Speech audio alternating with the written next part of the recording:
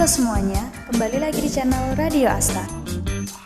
Sudah kurang lebih 2 tahun sejak corona melanda bumi, kita semua disibukkan dengan banyaknya peraturan yang harus kita taati untuk membendung penyebaran virus tersebut.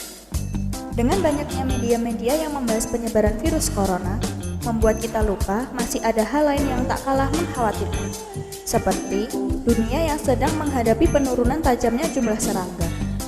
Tentu, hal ini sangat mengkhawatirkan, mengingat serangga memiliki peran penting dalam kehidupan di bumi.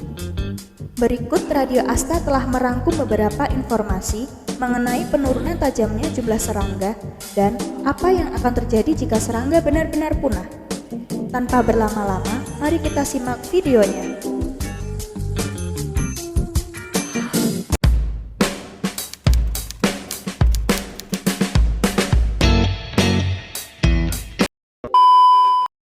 Penyebab diketahui melalui Kementerian Riset dan Teknologi atau BRIN yang melansir riset LIPI, disebutkan pada 2017 laporan Caspar Hillman dari Radboud University, Belanda menemukan bahwa populasi serangga terbang di cagar alam Jerman menurun lebih dari 75% selama 27 tahun.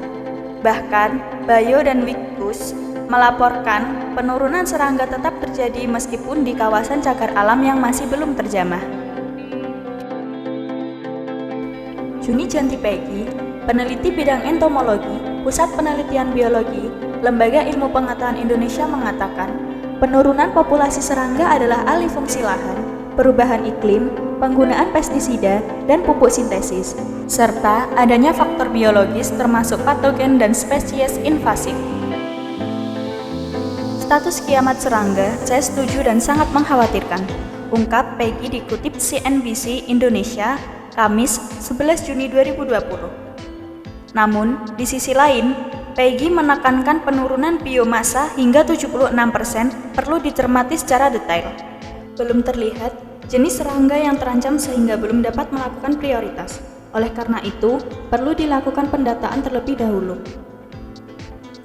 Yang sangat mengkhawatirkan adalah kita tidak tahu persis apa alasan populasi dapat menurun. Intensifikasi pertanian dan pestisida kemungkinan besar merupakan salah satu dari masalah yang menyebabkan penurunan jumlah serangga. Tetapi tentu saja lebih rumit dari itu, dan hilangnya habitat dan perubahan iklim juga dapat berperan dalam proses kepunahan. Kontribusi serangga pada ekonomi. Lantas, seberapa besar kontribusi serangga pada ekonomi dunia? Mengutip laporan Dana Moneter Internasional atau IMF, kumpulan makhluk kecil berbagai jenis ini bisa berkontribusi senilai mencapai ratusan miliar dolar Amerika Serikat dalam produksi pangan global. Dan dari dasar rantai makanan yang menghidupi burung, reptil, amfibi, dan mamalia, beberapa serangga yang mendaur ulang benda mati seperti kayu dan dedaunan. Sementara serangga karnivora menjaga hama pemakan tanaman tetap terkendali, dan jenis yang lainnya seperti lebah menyerbuki bunga dan tanaman lainnya. Semua aktivitas serangga ini diperkirakan menyumbang 200 miliar US dollar atau senilai 2.800 triliun untuk produksi pangan global, kata IMF. Dalam laporan tersebut, IMF juga menyoroti jumlah serangga terus berkurang. Bahkan, diperkirakan beberapa jenis akan punah dalam waktu 100 tahun. Ilmuwan mengatakan, 40% spesies serangga diambang kepunahan. Dan, jika jumlah saat ini terus berkurang, maka serangga dapat punah dalam waktu 100 tahun. Tanpa serangga, 75% tanaman kita tidak akan mampu melakukan reproduksi dan akan mati pada akhirnya. Jelas IMF.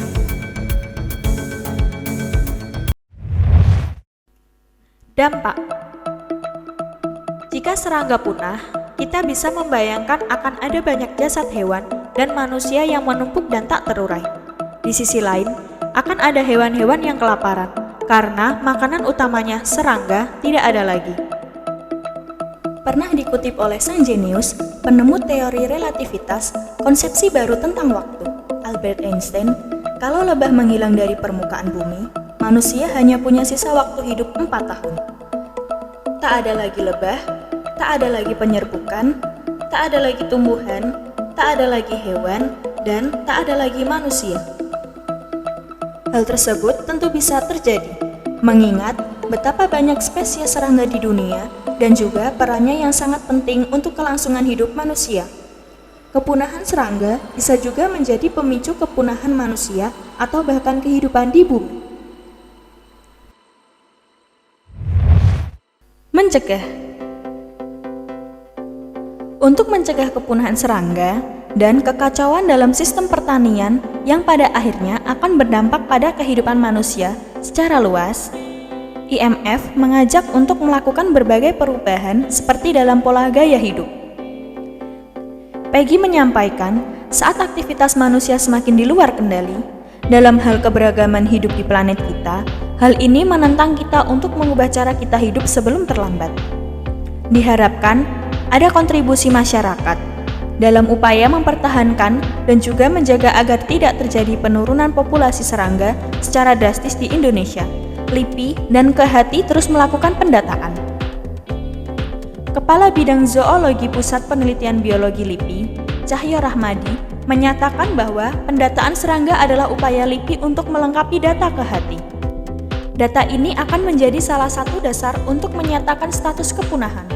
Negara maju sudah memiliki perbandingan data serangga dari tahun ke tahun, sedangkan di Indonesia baru sebatas memiliki koleksi spesimen.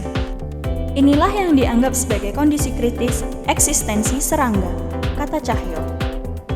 Cahyo menjelaskan, status hewan yang tidak langka dan belum masuk daftar merah belum tentu aman, karena masih sedikit orang yang memperhatikan serangga.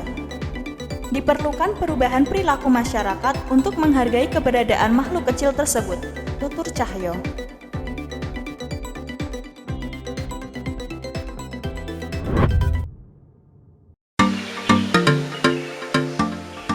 Itulah tadi cuplikan yang berhasil Radio Asta rangkup, sebagaimana yang disampaikan Cahyo Rahmadi, Kepala Bidang Zoologi Pusat Penelitian Biologi LIPI. Kita sebagai masyarakat perlu menghargai keberadaan serangga dan berkontribusi mencegah kepunahan serangga.